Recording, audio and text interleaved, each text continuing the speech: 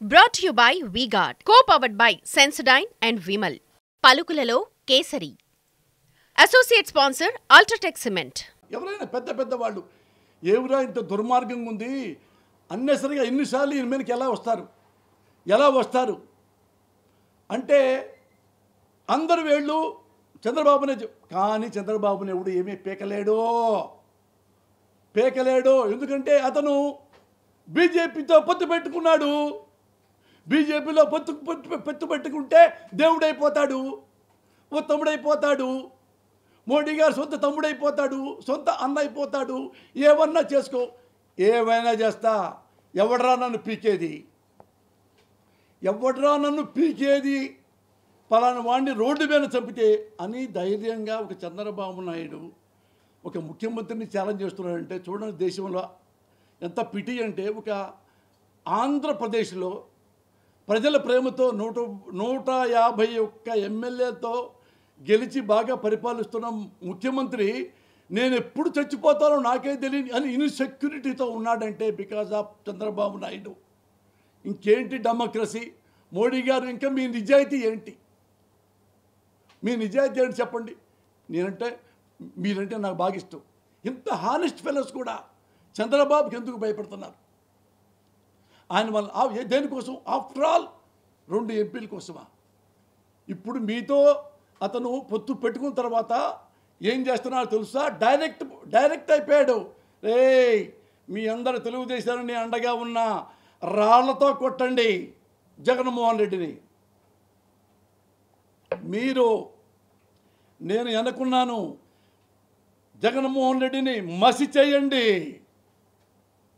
వాణ్ణి గాజు పగలగొట్టి ఆ గాజు ముక్కలతో గుండెలో పొడవండి. నేనున్నా. ఇది మించి అబౌవ్ ఆల్ పరాకాష్ట ఏంటంటే పబ్లిక్లో చంద్రబాబు నాయుడు గారు జగన్మోహన్ రెడ్డి రేపే నిన్ను చంపుతా, ఏమవుతుంది అంటే ఏం పీకుతావు ఏమండి? ఇంత పబ్లిక్గా రేపు డైరెక్ట్గా తల నరికేస్తాడు జగన్మోహన్ రెడ్డి గారిని. అడిగేది ఎవడు? ఒక 10,000 కోట్లు కొట్టేస్తాడు. 10,000 కోట్లు ఏ వ్యవస్థలు అవసరమో కొట్టి పారేస్తాడు. జనం ఏముంది 10 రోజులు 15 రోజుల్లో మనం మర్చిపోతారు, అయ్యో పాపం అని. అప్పుడు తన కొడుకు సేఫ్. అసలు లెక్కలేదు. ఏం బీగుతారా? పబ్లిక్లో చంపుతా జగన్మోహన్ రెడ్డిని. ఏం పీకారు? ఎన్టీ రామారావునే వెన్నుపోటు పొడిచా, నా వల్ల ఎన్టీ రామారావు చచ్చాడు, వాడిని చెప్పుతో కొట్టించా, నేను ముఖ్యమంత్రి అయ్యా. ఎవడు పీకాడు? ఎవడని అడిగాడు? ఎవడు అడిగాడు? సేమ్ ఇదే జగన్మోహన్ రెడ్డి పార్టీలో 23 మంది ఎమ్మెల్యేలని 100 కోట్లతో కొన్న ఎవడు పీకాడరా? ఎవడు అడిగాడరా? నన్ను అడగడు. వంగవీటి రంగాన్ని గొంతు కోసి సబ్బిచ్చా ప్లాన్ చేసి.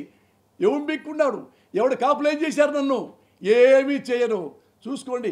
అదే కాపు ఉద్యమాన్ని ముద్రగడ పద్మనాభం సిన్సియర్గా ఏ ఉద్యమం తెలుసా? చాలామంది కొంతమంది తెలియకపోవచ్చు. ఈయన ఎలక్షన్లో గెలవటం కోసం 2014లో కాపుల దగ్గరికి వెళ్ళి కాపులకు దండం పెట్టి, ముద్రగడ పద్మనాభం గారు దండం పెట్టి, నన్ను మీ కాపులంతా నాకు ఓట్లేస్తే మీకు కాపు రిజర్వేషన్ మీకు ఇస్తాను అంటే పాపం అమాయకులు కాపులు తొందరగా నమ్ముతారు. పాపం అందరు క్లాప్స్ కొట్టేసేసి మనకు కాపు రిజర్వేషన్లు వస్తున్నాయి అని ఓట్లన్నీ వేశారు. ఇతను ముఖ్యమంత్రి అయ్యాడు. దగ్గర చంద్రబాబు నాయుడు ముద్రగడ్డ గారు అడిగారు, అయ్యా నెల అయింది, 2 నెలలు అయింది, 3 నెలలు అయింది, 6 నెలలు అయింది, కాపు రిజర్వేషన్ తొక్క పో చెయ్యను. అదేంటయ్యా మీరు చెప్పారు కదా పబ్లిక్లో 100 అంటాను పో. ఉద్యమం చేస్తే వెంటబడి కొట్టారు కాపు యూత్ని, జైల్లో పెట్టించాడు. ఈయనే కాపు కుర్రోళ్ళు ముద్రగడ పద్మనాభం గారు రైళ్లు తగలబెట్టారని డ్రామా ఆడిది, దొంగ కేసులు పెట్టించి బొక్కలో పెట్టారు. ఎంత ఘోరంగా చేశారంటే ముద్రగడ పద్మనాభం గారిని. Brought to you by V-Guard, co-powered by Sensodyne and Vimal. పలుకులలో kesari.